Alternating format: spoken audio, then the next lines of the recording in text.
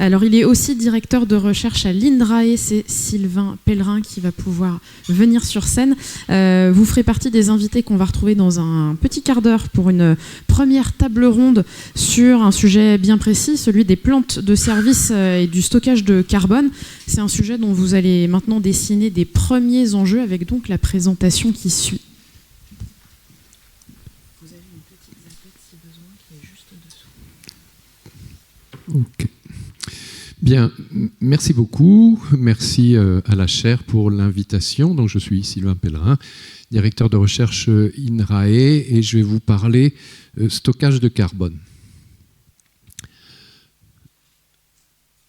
Alors, bon, vous le savez, dans un sol, il y a des matières organiques. C'est pour ça qu'il est un petit peu plus noir en surface. Ces matières organiques, ça représente entre 1 et 10% de la masse du sol, avec une concentration généralement décroissante avec la profondeur. Ces matières organiques, elles sont composées à 55% de carbone, et bien entendu, il faut bien distinguer carbone organique du sol du carbone inorganique qu'on a dans certains types de sols, sols calcaires notamment. Quelque chose d'important à rappeler, c'est que ce carbone organique du sol, il vient de l'atmosphère, et c'est les plantes qui assurent ce service d'organiser un flux entre l'atmosphère et les sols. Dans un sol en début de pédogénèse, il n'y a pas de carbone organique, c'est les plantes qui vont l'y amener. Et le devenir ultime du carbone organique du sol, c'est de retourner dans l'atmosphère sous forme de CO2. Sauf que c'est un petit peu plus compliqué que ça. Les résidus végétaux qui reviennent au sol, ils subissent une série de transformations, sous l'effet notamment des micro-organismes qui vont petit à petit, alors au début c'est la faune du sol qui va croquer les résidus de culture ou les litières, et puis ensuite on va aller vers des fragments de plus en plus petits, des biopolymères, d'abord de grande taille, puis de petite taille, et puis finalement des monomères organiques, et au bout du CO2 qui va retourner dans l'atmosphère. Il intervient un processus extrêmement précieux dans un contexte de changement climatique au cours de ces transformations. C'est qu'à mesure que les molécules organiques vont devenir de plus en plus simples, de plus en plus petites, elles vont être de plus en plus réactives et s'associer aux particules minérales du sol, via ce qu'on appelle ces interactions organo-minérales qui vont avoir pour effet de stabiliser ce carbone et de le protéger de sa dégradation par les micro-organismes avec retour de CO2 dans l'atmosphère. Et donc c'est ce processus de stabilisation qui fait qu'on va trouver dans un sol du carbone qui est là depuis plusieurs années, plusieurs dizaines d'années, voire depuis plusieurs centaines d'années. Vous avez à gauche les résultats d'une méta-analyse qui avait été faite par notre collègue Jérôme Balédan, qui montrait, donc c'est la part du carbone en fonction de la profondeur et en fonction de son âge. Voilà, en profondeur, on a du carbone qui est là depuis plusieurs centaines d'années. Et donc, l'existence de ce stock de carbone organique dans les sols à temps de résidence long, il contribue à l'atténuation du changement climatique, parce que ce carbone, tant qu'il est piégé dans la matière organique, il n'est pas sous forme de CO2 dans l'atmosphère. Alors, je change d'échelle, juste un petit flash sur cette initiative que peut-être certains d'entre vous connaissent, le 4 pour 1000. Donc, ce qui est représenté ici, c'est le grand cycle du carbone. Bon, alors je ne vais pas tout passer en détail. Il y a des stocks et des flux, tout est en milliards de tonnes de carbone. Donc, c'est à l'échelle planétaire. Donc, on envoie chaque année, du fait de l'utilisation des énergies fossiles, pas tout à fait 10 milliards de tonnes de carbone sous forme de CO2. À cela s'ajoute la déforestation, 1,1. Alors heureusement, les écosystèmes terrestres et aquatiques en reprennent, 3,2, 2,9, mais le solde est quand même positif et il en reste dans l'atmosphère chaque année 5,2 milliards qui s'accumulent d'année en année. Alors il y a deux valeurs sur lesquelles j'attire votre attention. Le stock de carbone dans les sols, carbone organique, 1700 milliards de tonnes, à comparer à un peu moins de 900 dans l'atmosphère. Il y a 2 fois plus de carbone dans les sols qu'il n'y en a dans l'atmosphère. Alors dans les sols, ça c'est le stock sur toute la profondeur. Il y a une partie de ce stock.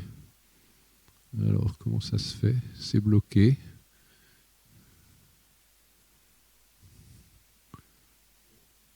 Ah, du coup il est allé trop loin. Décidément. Voilà, il y a une partie de ce stock qui est mieux connue que le reste, c'est le stock dans l'horizon 0,30.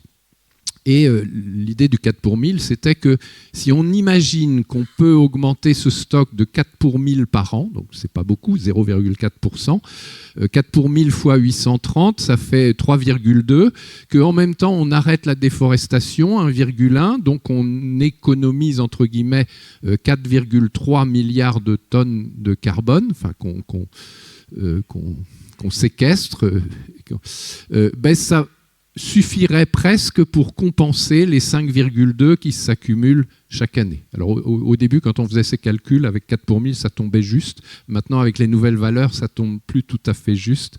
Voilà, on ne compense pas tout à fait. Mais l'idée, l'intérêt du stockage additionnel de carbone dans les sols demeure. Et puis, bien sûr, il y a cette idée que stocker du carbone dans les sols, ce n'est pas que intéressant en termes d'atténuation du changement climatique. Ça fait bien longtemps que les agronomes s'intéressent au carbone organique du sol, puisqu'il améliore les propriétés physiques, chimiques, biologiques du sol. Vous connaissez tout ça. Alors qu'en est-il en France? Si on fait le stock de carbone organique des sols français sur l'horizon 0,30, ça représente 3,6 milliards de tonnes de carbone. Si on convertit ça en CO2 équivalent, ça fait 13 milliards de tonnes. C'est l'équivalent de ce qu'émet la France de 35 années d'émissions françaises de gaz à effet de serre qu'on a sous nos pieds dans nos sols. Voilà. Et puis, il y a l'effet classique de l'usage des sols. On a des stocks de carbone plus élevés sous forêt et sous prairie que sous grande culture. Il y a une carte de France ici des stocks de carbone. On voit des stocks plus élevés dans les zones d'altitude et à l'inverse des stocks de carbone plus faibles dans les zones de grande culture. Alors, il y a quelques années, donc, nos ministères de tutelle avaient demandé à INRA, à l'époque,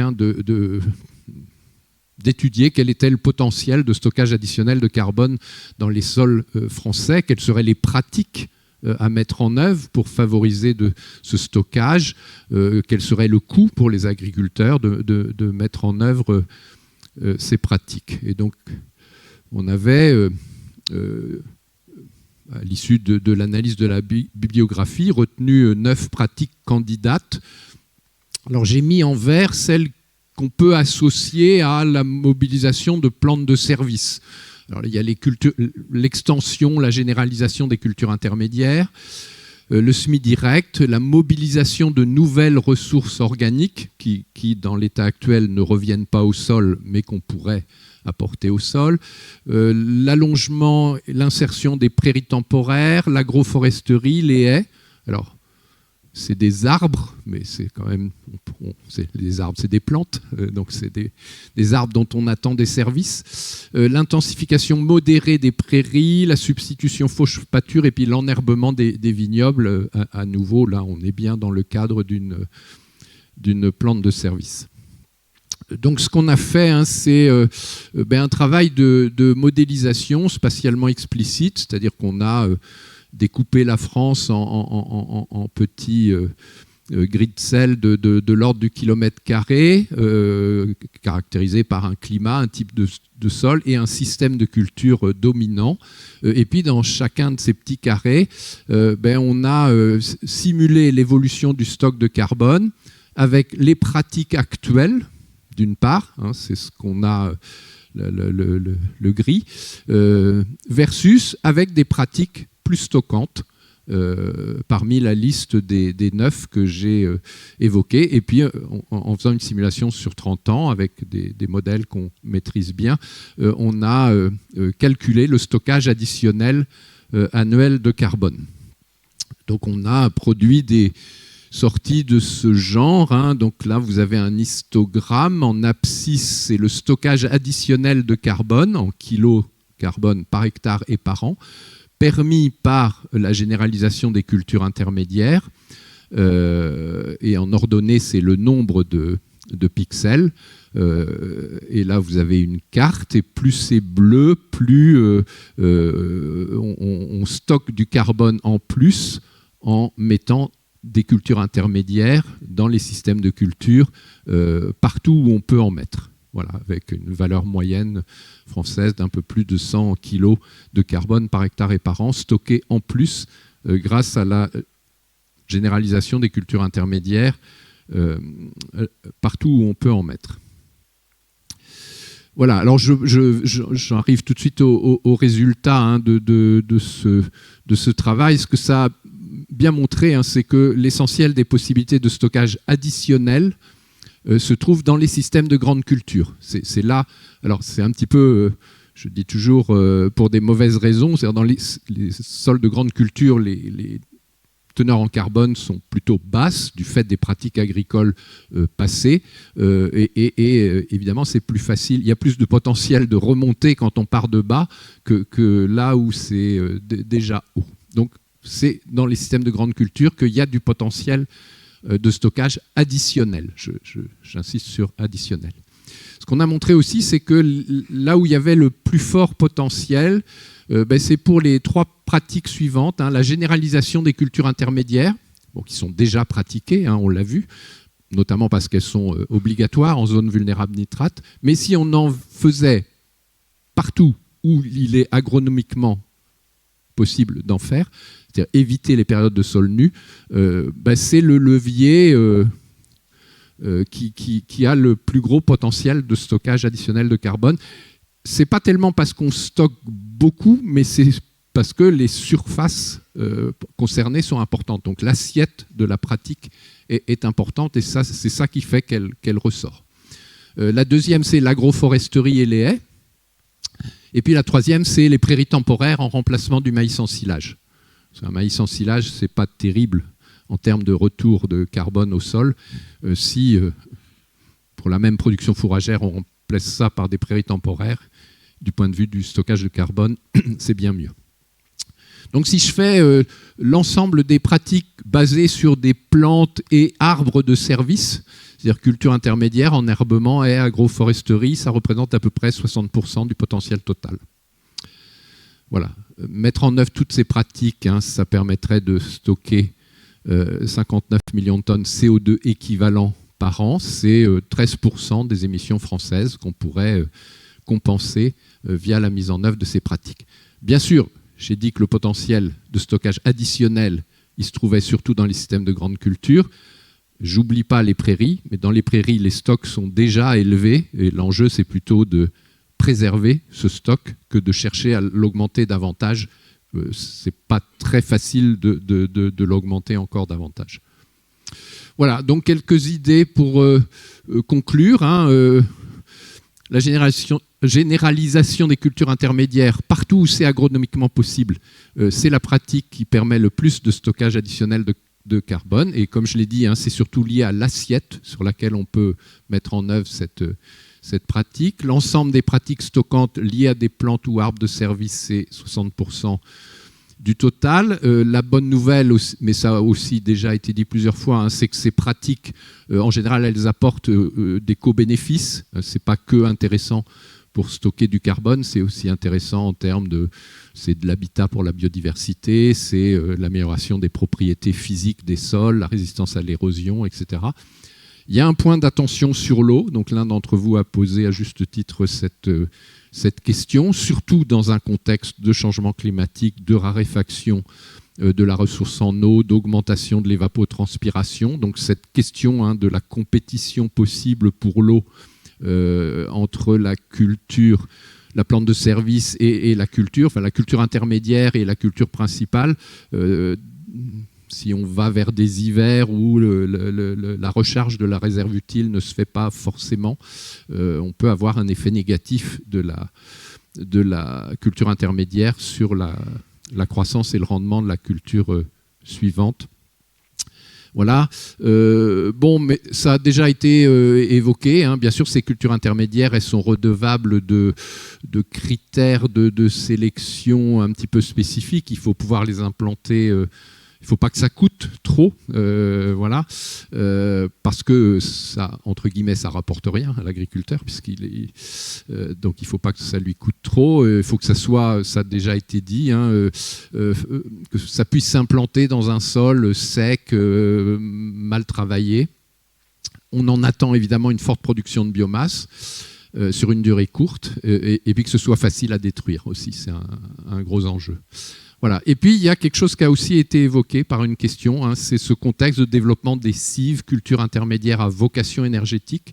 Donc là, on change un petit peu l'objectif et les attendus de cette culture intermédiaire, puisque ça ne va plus être seulement de rendre des services, ça va aussi être de produire de la biomasse pour produire de l'énergie renouvelable.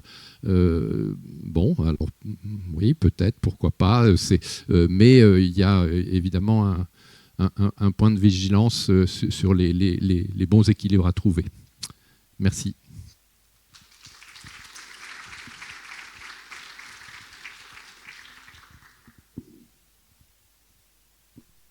On va m'entendre. Ça y est.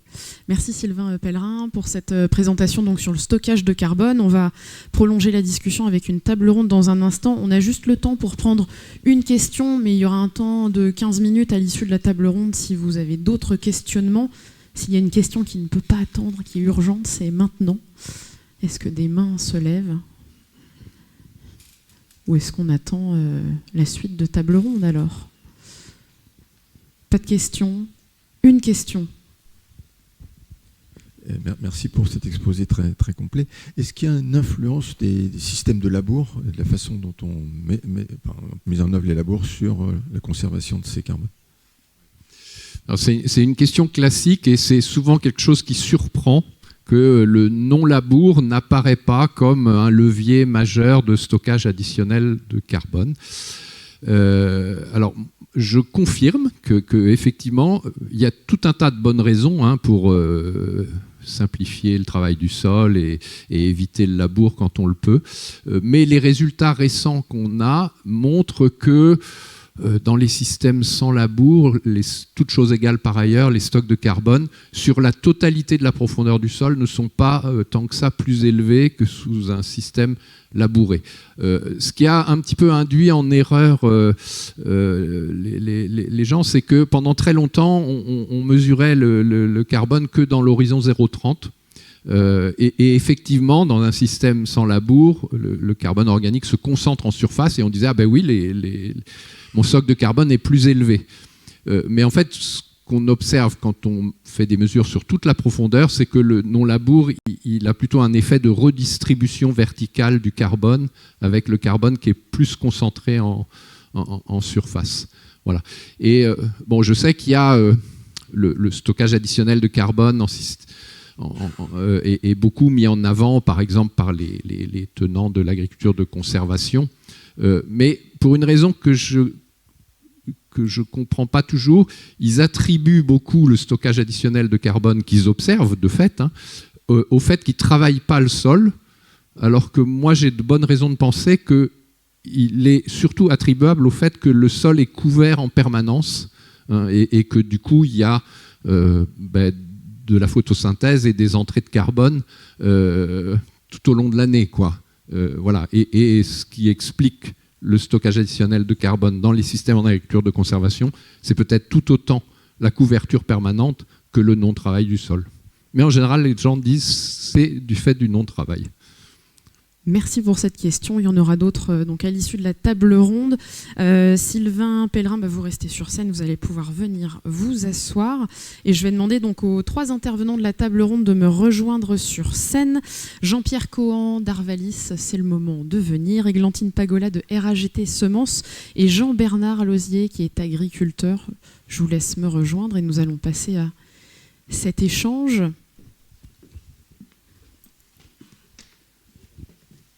Donc, il y aura 2 micros. Bonjour. 2 micros à vous partager pour répondre à mes questions d'abord et puis à celle du public.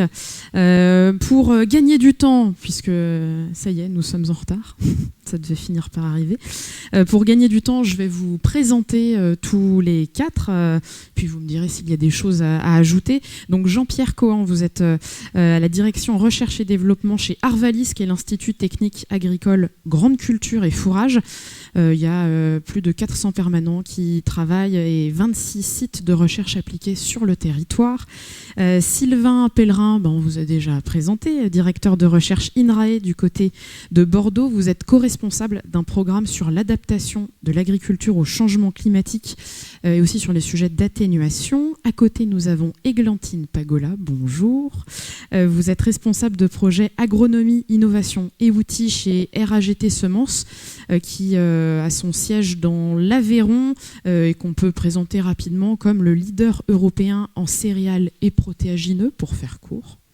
Et enfin, Jean-Bernard Lozier, qui est agriculteur en grande culture sur une surface de 90 hectares, j'ai le bon chiffre, dans l'Eure, sur la commune de Coudres, depuis les années 90. Donc n'hésitez pas à vous saisir du micro quand les questions vous concerneront. On continue sur le sujet du stockage du carbone dans les sols, qui a déjà été introduit à l'instant, parce que c'est un levier pour atténuer les effets du changement climatique. C'est le premier point qu'on va aborder.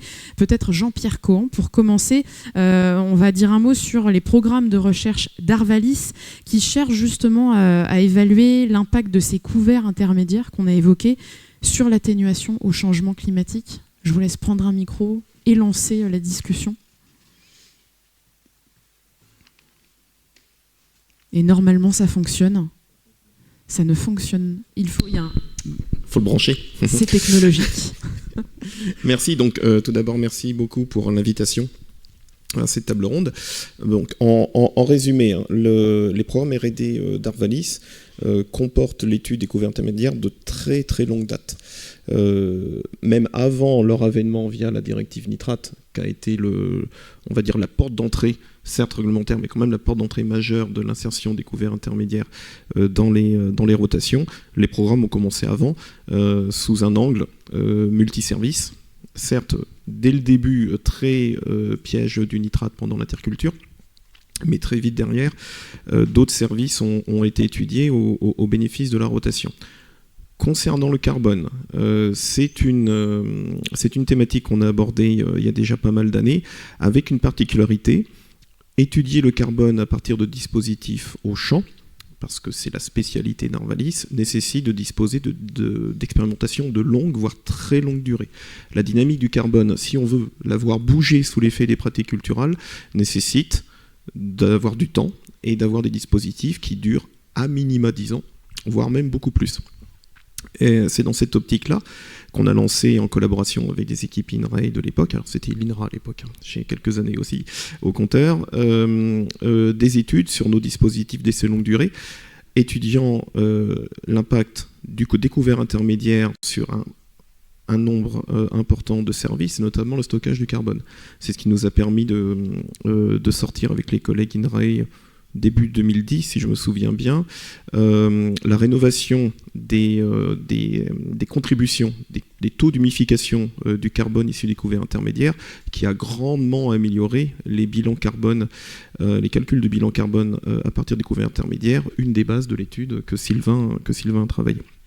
à présenter.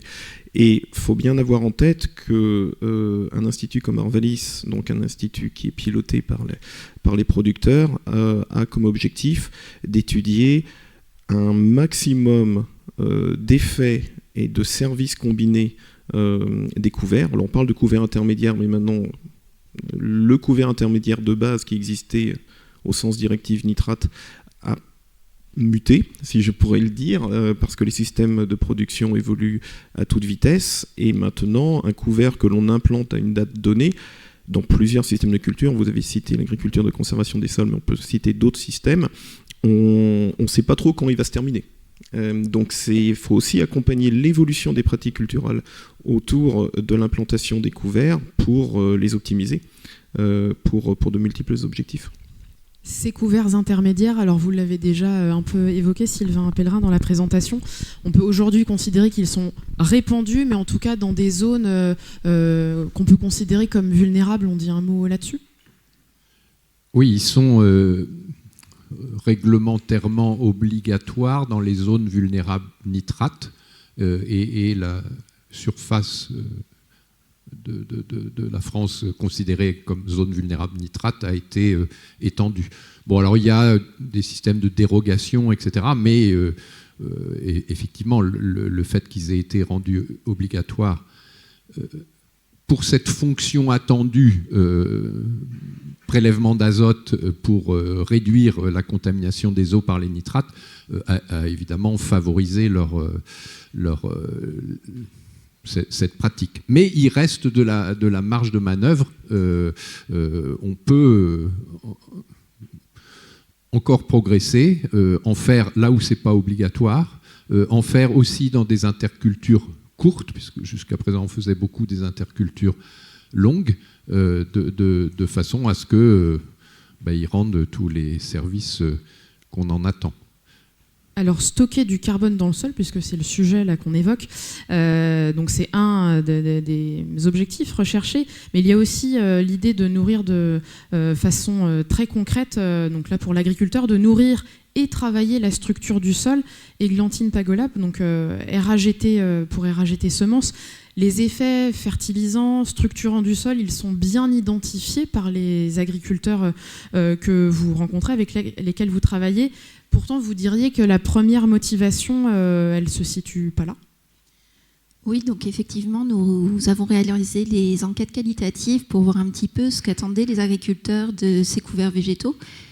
Parmi leurs premières attentes remonte immédiatement la structuration du sol, le stockage de carbone au travers de la matière organique, et aussi l'impact sur l'azote. Alors quand on reste en France, les attentes, c'est vraiment l'azote supplémentaire qu'on peut apporter. Hors France, on va être beaucoup plus sur l'azote capté, la réduction du lessivage. Donc par contre, il y a des études très intéressantes qui montrent que malgré qu'ils ont ces bonnes compréhensions, ce ne sont pas forcément les raisons premières pour lesquelles ils adoptent les couverts ou la pratique des couverts. Donc on voit effectivement que le taux d'adoption d'un pays à l'autre est très très variable. Et quand on regarde les raisons de ces adoptions, elles sont très majoritairement réglementaires. Donc là aussi, ça va changer un petit peu d'un pays à l'autre. Par exemple, pour la France, nous sommes sur à peu près 30% des agriculteurs qui vont adopter les couverts pour des raisons agronomiques. Donc on voit bien qu'aujourd'hui, les couverts sont perçus comme une contrainte. Une contrainte parce que ça a un coût, une contrainte parce que ça demande du temps, de la disponibilité pour l'agriculteur pour intervenir souvent à des moments où il a beaucoup d'autres choses à faire, des chantiers de récolte à organiser. Il y a également un risque pour réussir ces couverts.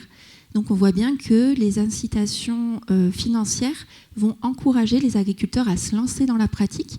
Donc en fonction des pays, les incitations sont un petit peu différentes, mais que par la suite, une fois que le sujet est mis en place sur l'exploitation, adopté, maîtrisé, eh bien l'intérêt agronomique prend sa place dans l'exploitation. Alors, pour vous, Jean-Bernard Lozier, donc vous êtes agriculteur, le stockage du carbone, vous incitez là-dessus, c'est une de vos réflexions, un de vos objectifs. En tout cas, dès le début, dans les années 90, quand vous vous êtes installé, vous aviez en tête de moins travailler le sol. Et aujourd'hui, vos champs, ils sont couverts 11 mois sur 12, notamment avec des couverts diversifiés. Donc, vous aviez ça en tête, mais c'est beaucoup plus large que ça. Oui, alors je dirais que le carbone, c'est vraiment la toute dernière mission que je me suis donnée. Mais au départ, dès les années 90, quand je me suis installé, en fait, dès 90, moi j'ai fait des couverts dans mes champs. Alors mes collègues ils pensaient que j'étais fou. J'allais avec mon semoir semer de la moutarde à l'époque parce que c'était pas trop développé. Et puis ensuite, mon exploitation, elle est sur une zone vulnérable, donc de toute façon, après ça a été obligatoire. Mais en fait, moi j'étais persuadé qu'il fallait absolument faire quelque chose par rapport à la qualité de l'eau, donc, et aussi à la qualité de mon sol, et c'est rentré aussi dans une pratique globale et systémique de mon exploitation, c'est-à-dire que moi, dans l'idée, c'est d'essayer d'être que mon système d'exploitation soit le plus autonome possible vis-à-vis des intrants de synthèse, pesticides, engrais, vis-à-vis de l'utilisation d'énergie fossile. Et voilà, les couverts rentrent dans cet ensemble-là. Mais la première entrée, c'était la protection de l'eau. Ensuite, c'était la structuration de mon sol. C'était aussi capter de l'azote. Donc, dans mes mélanges, mettre des légumineuses de façon à capter de l'azote de l'air, de façon à moins utiliser les engrais de synthèse. Et puis voilà, en dernier, c'est maintenant aussi de capter du carbone et puis peut-être essayer d'avoir un effet négatif de mon activité agricole la moins forte possible par rapport au climat et la plus positive possible. Et donc pour donner quelques exemples, on trouve chez vous de la facélie, du Niger, plein d'autres choses. Vous aviez fait la liste, elle était longue. Oui, ouais, parce qu'en fait, alors je suis content d'être là parce que je vois qu'il y a du travail qui se fait dans la recherche. Mais en fait, ça a du mal à descendre jusqu'à nous, agriculteurs.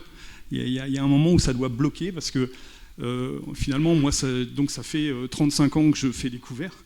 Et puis, je suis encore en train de rechercher. Alors, parce que ce qu'on me propose ou ce que j'arrive à trouver, j'ai découvert qu'il y a des maisons de semences qui existent et que je ne connaissais pas. Voilà. Et donc, je prends ce que j'arrive à trouver, j'ai des mélanges que je remélange et puis j'essaye des nouvelles choses.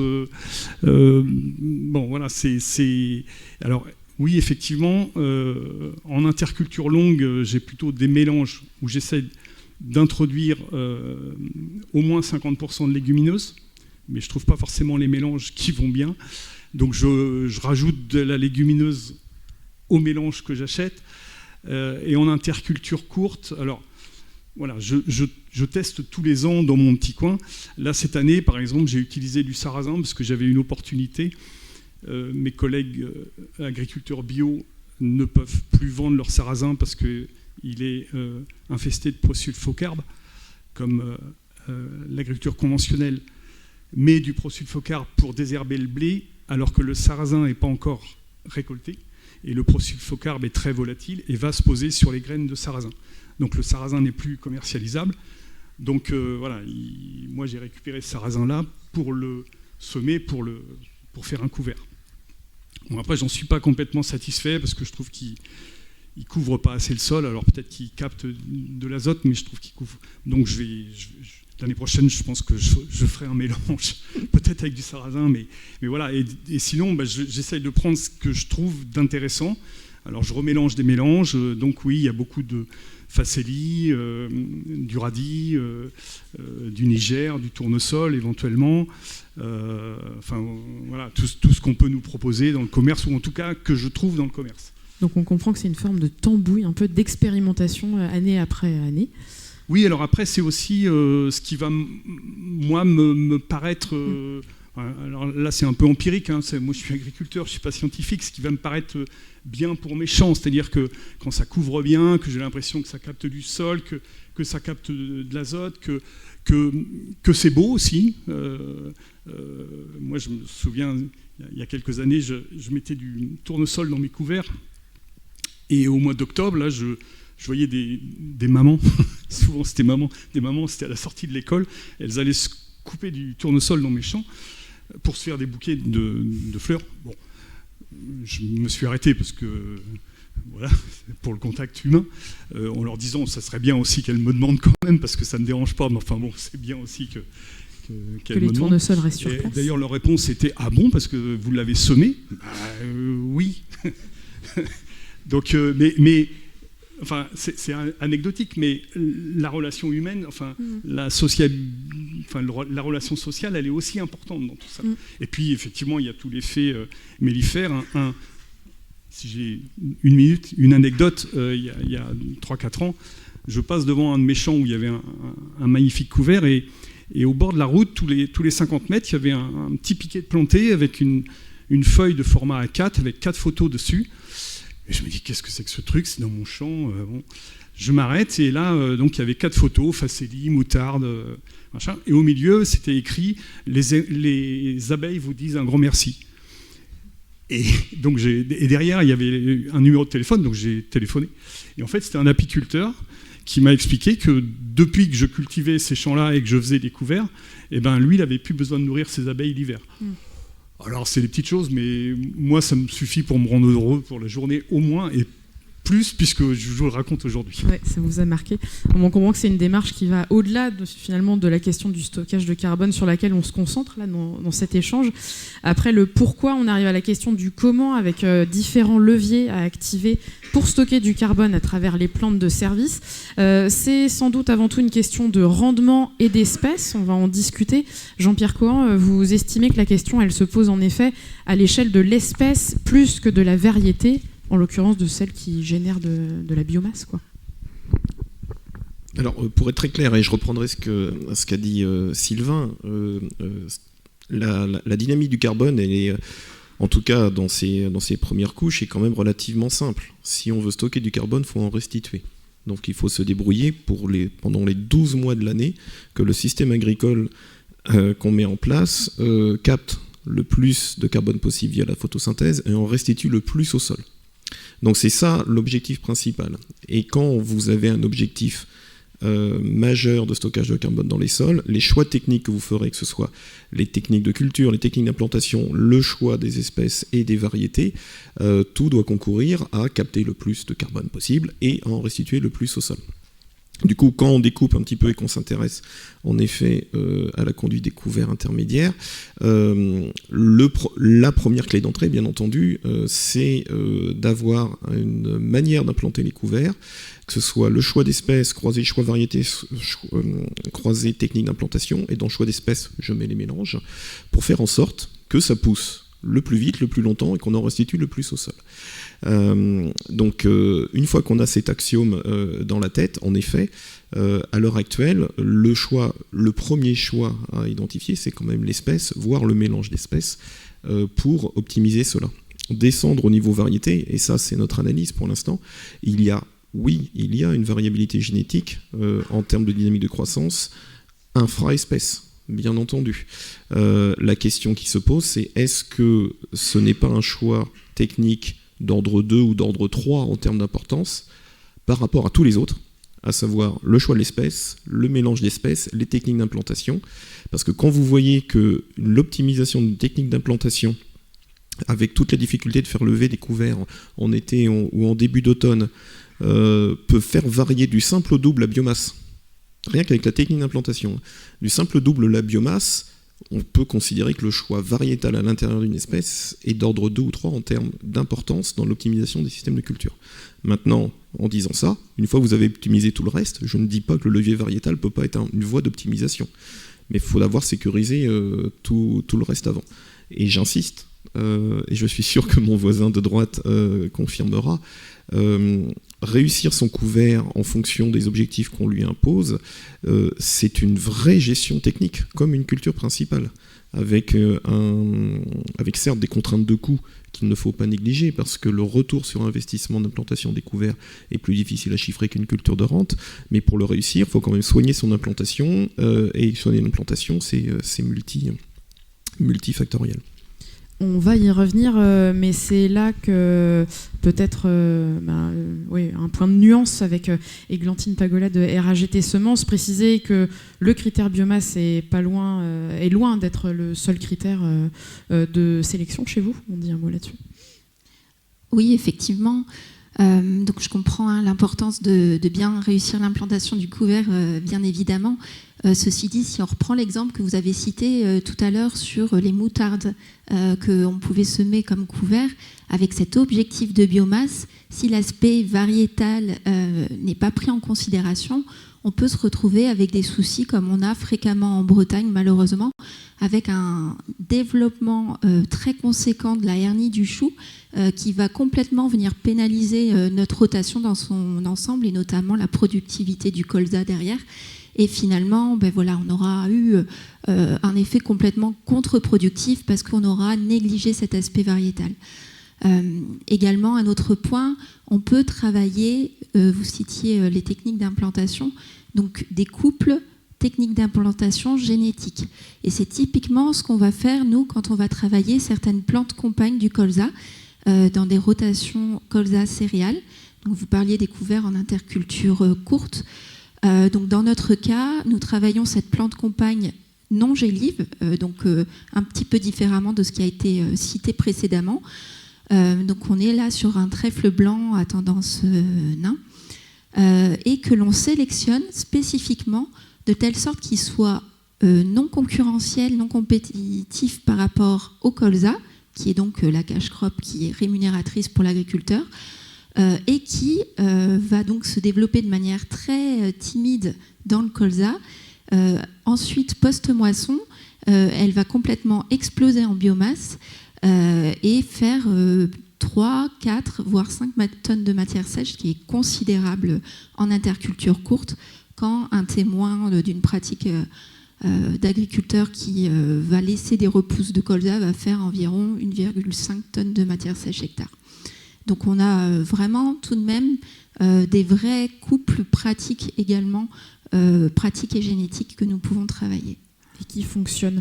Alors au-delà des plantes de service, on a commencé à le dire, on parle bien de systèmes qui sont à considérer dans leur ensemble, dans cet objectif de stocker du carbone.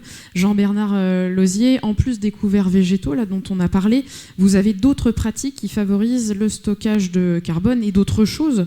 C'est ça qui est complexe. Je lis rotation des cultures. Peut-être on peut parler du décalage des dates de semis. Oui, alors ça rentre plus dans mon objectif de réduction des intrants de synthèse. Ça va être effectivement les décalages de date de semis pour les céréales notamment. Donc on retarde les dates de semis de façon à ne pas se retrouver en compétition avec les graminées vulpin régras. Pour le colza, on va avancer la date de semis plutôt pour que le colza soit suffisamment développé quand les prédateurs insectes se développent. Il va y avoir effectivement la diversification des cultures, c'est-à-dire que moi, dans le secteur où je suis, ce qui se pratique le plus couramment, c'est la rotation colza-blé-orge. Et moi, aujourd'hui, j'ai une rotation sur 9 ans avec 11 cultures différentes, de façon à rompre le cycle et des maladies, et des insectes, et des mauvaises herbes. Donc ça, c'est effectivement 2 leviers très importants.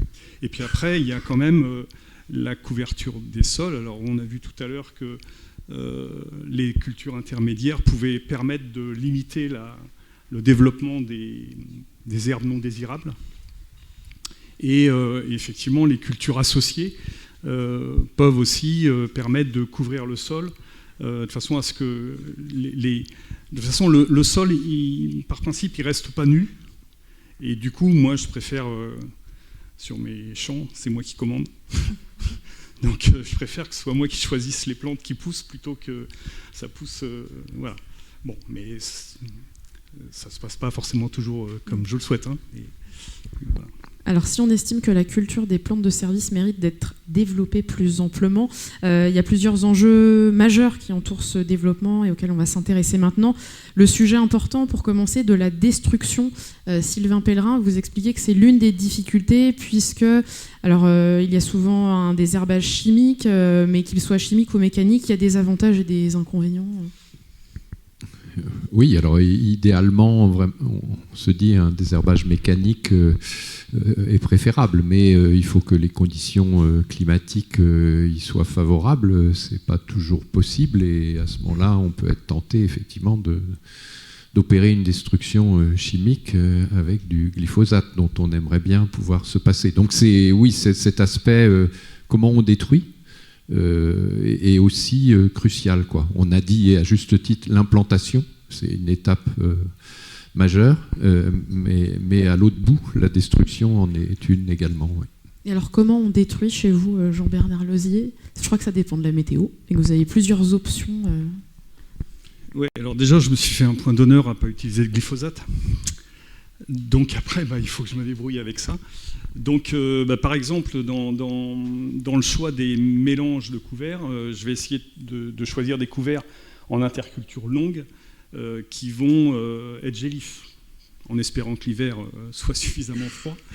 Et puis être opportuniste, effectivement, un matin où ça gèle un peu fort, aller rouler les couverts de façon à parce que l'eau qui est dans la plante est un peu gelée, et du coup, en le roulant, ça le détruit. Bon, voilà, alors là, pour le coup, il faut être opportuniste, il faut se lever tôt, ce qui n'est pas ma qualité première, mais voilà, là, il faut... Et puis après, en interculture courte, j'ai envie de dire... donc en fait, moi, je sème le couvert juste derrière la moissonneuse, de façon à bénéficier un peu de la fraîcheur de la terre. Donc, pour ça, et aussi pour d'autres raisons, j'ai plus de moissonneuse bateau, j'ai délégué la récolte, ce qui fait que je peux être réactif dès le lendemain. Et puis, donc, parce que j'ai signé une MAE aussi, donc je couvre mes sols 11 mois sur 12. Et dans le mois qui me reste, là, j'essaye de détruire ce couvert. Sur des cultures d'automne, je trouve pas que ce soit hyper compliqué à gérer la destruction des couverts. Bon, alors il y a des fois ça se passe plutôt moins bien que d'autres, mais globalement avec un ou deux travail mécanique. Et puis si vraiment je m'aperçois que ça va pas être possible, etc., et ben, je m'interdis pas de labourer non plus. Après, dans les cultures associées, moi j'ai essayé pas mal de choses. Alors là, j'ai pris contact avec ma voisine parce qu'elle a un trèfle blanc là, qui me plaît pas mal pour le colza. Parce que j'avais essayé du trèfle blanc, j'avais été un peu déçu. J'avais essayé aussi de la févrole. Malheureusement, l'année où j'ai essayé la févrole associée au colza, il n'a pas gelé de l'hiver. Et du coup, à la récolte, je me suis retrouvé avec un colza févrole, ce qui en soi n'est pas forcément un problème. En agriculture biologique, ce n'est pas un problème. Les coopératives bio trient le colza de la févrole et puis payent l'agriculteur sur son volume de colza et son volume de févrole. Mais en système conventionnel, quand je suis arrivé à la coopérative, on m'a demandé quelle était l'impureté. Est-ce que c'est la févrole ou est-ce que c'est le colza? Et donc l'impureté, elle n'est pas payée. Et en plus, j'ai des pénalités parce que j'ai de l'impureté. Bon, après, il faut aussi que tout le monde joue le jeu parce que c'est pas très compliqué de trier de la févrole dans du colza. La coopérative, elle a les outils pour faire, si elle veut faire. Donc on a parlé de la destruction. Bien détruire la plante de service, c'est aussi la détruire au bon moment. Ça, c'est vous, Églantine Pagola, qui m'en avez parlé en préparant cet échange. On comprend en tout cas que c'est une mise en place complexe, multifactorielle. Et c'est là qu'on peut dire que pour développer ces pratiques, chez RAGT Semences, vous êtes en train de développer un outil digital pour les agriculteurs, justement pour gérer ces différents facteurs. Oui, donc on a à cœur d'aider les agriculteurs à réussir les couverts et à optimiser les services qui sont rendus par ces couverts. Donc si on focus un peu plus sur le point de la destruction des couverts, effectivement, ça a été posé comme question. à quel moment je le détruis pour optimiser les services et limiter les 10 services. En tant que 10 services, je peux avoir malheureusement une concurrence sur la disponibilité en eau pour la culture suivante. Donc par rapport à cela, on fait des cas types sur lesquels nous travaillons avec des contextes pédoclimatiques et où on va simuler plusieurs dates de destruction en fonction de plusieurs niveaux de biomasse et on va voir l'impact que ces dates de destruction ont sur le bilan hydrique de la culture suivante pour aider l'agriculteur à connaître en fait la ligne rouge à ne pas franchir pour éviter de pénaliser la culture suivante. Et en parallèle, on regarde ces mêmes cinétiques au niveau de la cinétique de minéralisation de l'azote. Et donc pour essayer d'aider l'agriculteur à trouver le meilleur moment. Voilà. Et au niveau de l'outil digital, on essaye de combiner, on voit que ça demande plein d'expertises différentes et qu'il n'y a pas une seule solution au niveau des couverts, que à chaque fois c'est à regarder dans son ensemble. Donc on vient travailler des outils qui vont permettre à l'agriculteur, en fonction de son contexte pédoclimatique, de sa rotation, très très importante, de ses objectifs, de venir choisir le couvert le plus pertinent et lui donner des clés pour le conduire au mieux. On terminera en expliquant que la complexité de ce développement, de l'introduction de plantes de service dans l'idée de stocker du carbone, elle est aussi sans doute à relier à certaines incertitudes, certaines difficultés. Jean-Bernard Lauzier, aujourd'hui, sur l'évaluation de est-ce que ça fonctionne, vous dites que pour le moment, vous ne pouvez pas tirer un bilan de vos pratiques, en fait. Mais c'est en projet. Oui, je ne peux pas tirer de bilan scientifique parce que en fait, j'en ai personnellement pas les moyens. Après, voilà, j'essaie de travailler aussi avec les chercheurs et voilà, et ma ferme elle est à disposition pour faire de l'expérimentation, d'évaluation, etc. Après, moi, ce que je vois quand même, c'est que pour mon équilibre personnel, cette diversification des cultures, ce que je renvoie à la société civile aussi, ma position d'agriculteur citoyen qui joue son rôle dans ces problématiques de changement climatique, voilà, moi je me sens bien dans ce que je fais et déjà ça c'est pas mal. Et puis après économiquement, comme diraient mes collègues, je ferais bien comme toi, mais je vois pas pourquoi je me casserais la tête si c'est pour pas gagner plus, certes, mais je gagne pas moins non plus. Enfin ça, c'est éprouvé. Je fais partie des fermes défis et tous les ans, depuis 2011, on donne nos résultats économiques et effectivement, comparé à des systèmes conventionnels, on marge de la même manière. Et voilà, donc après l'évaluation, oui, je pense que vous dites ça en rapport au fait que cette semaine, avant de venir là, je me suis dit, tiens, je vais essayer avec ma coopérative, de faire un diagnostic carbone pour voir un peu. Et bon, alors déjà, on n'avait pas tout à fait les mêmes objectifs parce qu'eux, ils sont dans une réflexion de marché carbone et moi, honnêtement, stocker du carbone pour que le petit copain à côté puisse polluer, ça vous branche je lui pas. vends mon carbone, bon, voilà, c'est pas trop dans mon concept. Et en fait là, on s'est aperçu que en fait, ce qu'ils calculent, c'est l'évolution. Et vu que j'ai déjà pas mal de choses qui sont mises en place, je pars d'assez haut. Et du coup, l'évolution, elle est difficile. Et la seule technique qu'on m'a proposée là, c'était de faire des apports organiques en masse pour faire pousser mes cultures intermédiaires pour qu'elles fassent plus de biomasse.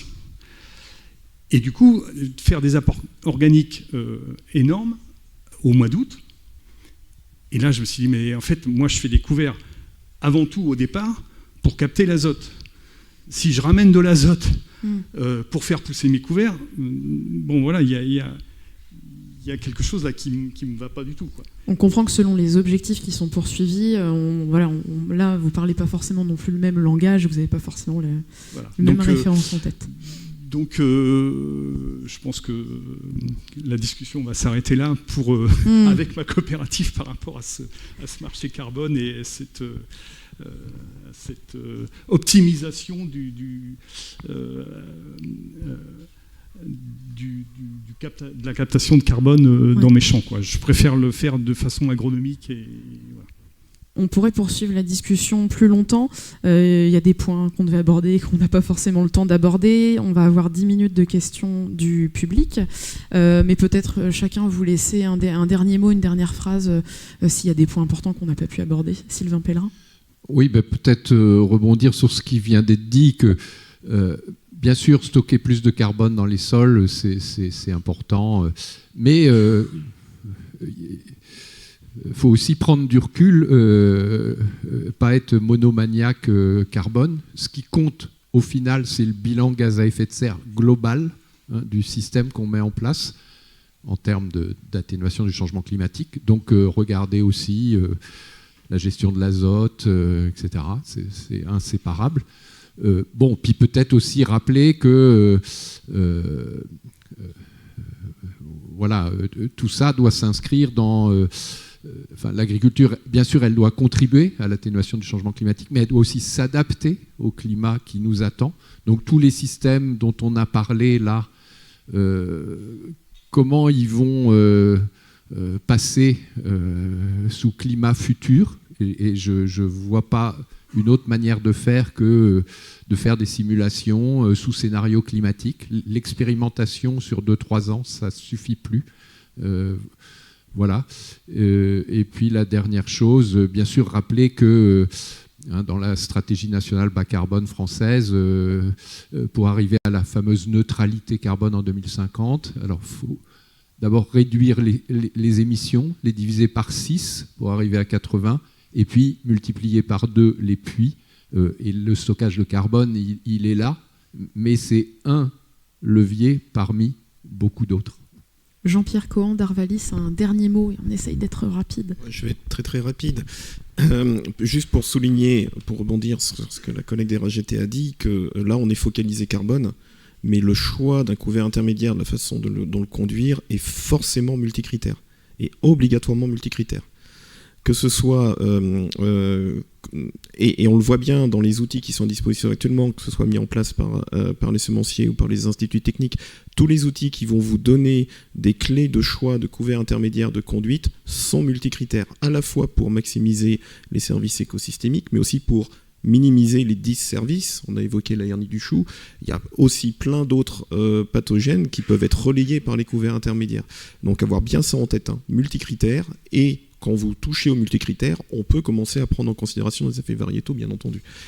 Et le dernier point, Sylvain l'a souligné, les couverts intermédiaires, on est très atténuation, font aussi partie du catalogue d'adaptation des exploitations agricoles au changement climatique. Et ça, vont avoir en tête un catalogue qui évolue, bien entendu, parce que le changement climatique, il change aussi. Églantine et Jean-Bernard, j'espère que vous ne m'en voudrez pas si on passe aux questions dans la salle, qui vous laisseront l'occasion d'y répondre et de peut-être glisser quelques mots supplémentaires. Donc je viens parmi vous, peut-être vous dire que pour avoir la place pour le plus grand nombre de questions possible, s'il y en a, on vous remercie de rendre votre prise de parole la plus concise possible. Il y a une première question sur le côté. Merci. Oui, bonjour, Pascal Gaucher, Fertibéré Axéral. Non, je ne sais pas si c'est une question, mais c'est plus une réflexion, parce que si on est dans la salle, c'est qu'on est tous convaincus de la partie plante de service et des couverts. Et aujourd'hui, factuellement, par rapport à tous les travaux qui ont été faits, que ce soit INRAE, Arvalis et tous les organismes, on sait que ça fonctionne. Voilà, il n'y a pas photo, on sait que ça fonctionne. Par contre, on a beau se dire, il faut la raisonner comme une culture. Aujourd'hui, je ne sais plus qui a dit qu'il y avait que 30% des agriculteurs qui considéraient qu'ils le faisaient par le côté agronomique, ça reste encore 70%. On a beau la considérer comme une culture, tant que ce n'est pas monétisé.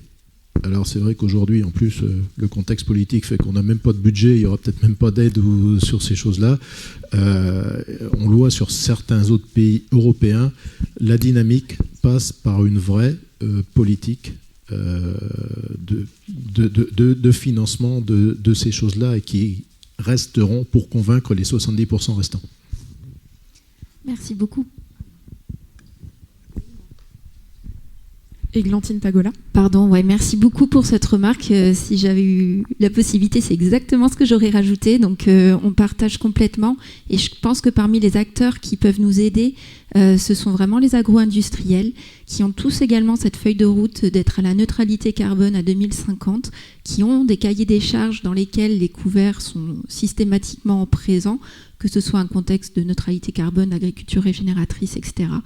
Donc voilà, moi j'espère vraiment que justement les filières agro-industrielles pourront soutenir les agriculteurs dans ces pratiques-là. Merci pour cette question et la réponse d'Églantine Pagola de RAGT Semences. Y a-t-il d'autres questions ? Je vous passe le micro.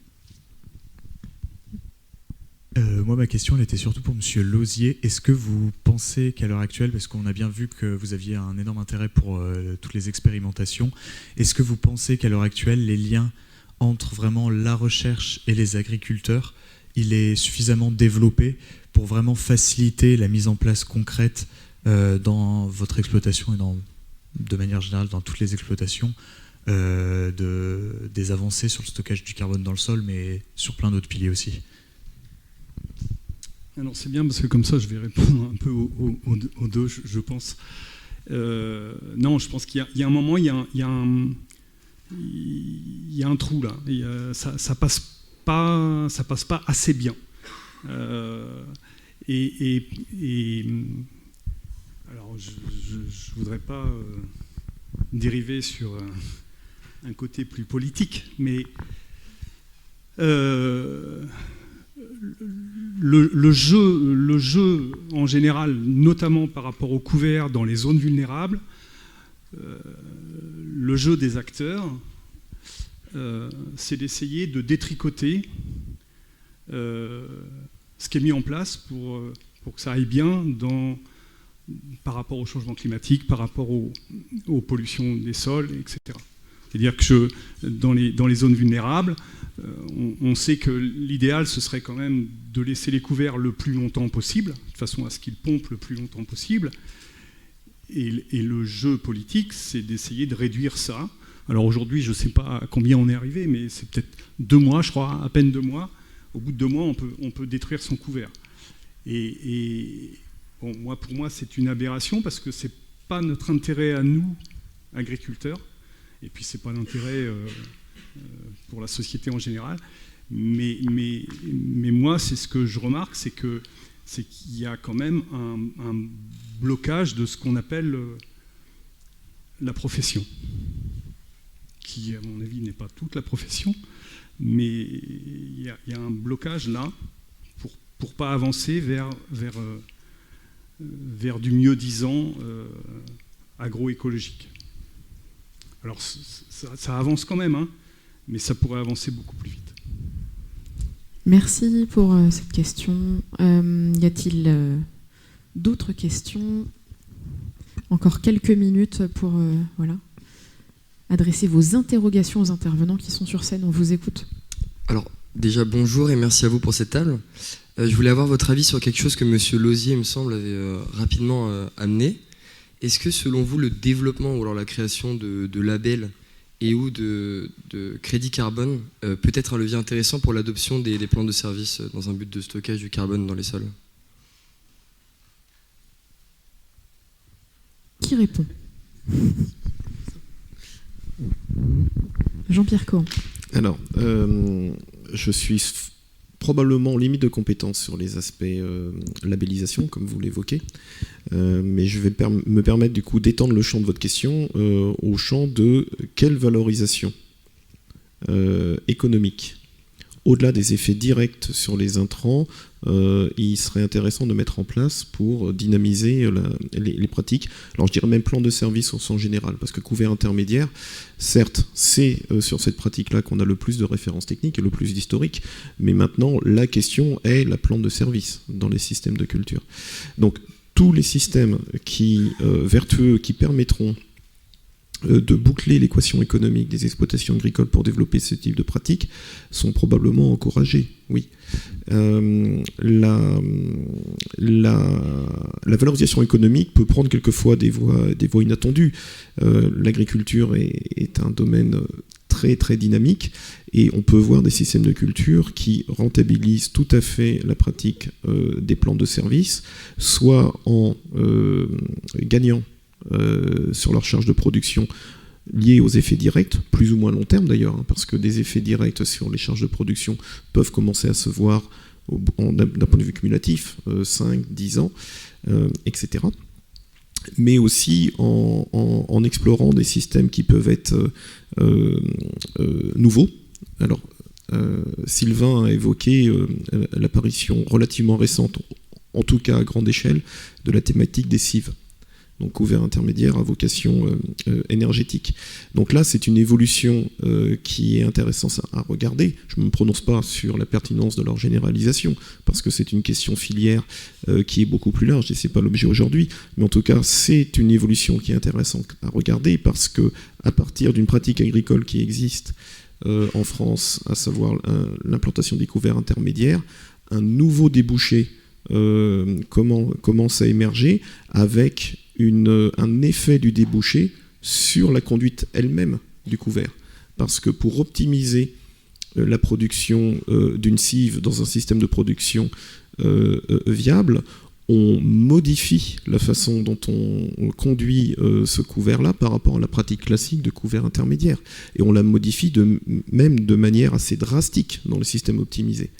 Donc ce sont ces évolutions qu'il faut suivre en les évaluant de manière pertinente, bien entendu, pour que on puisse aller dans des systèmes qui sont optimisés de manière multicritère, mais il faut les encourager, oui, très clairement.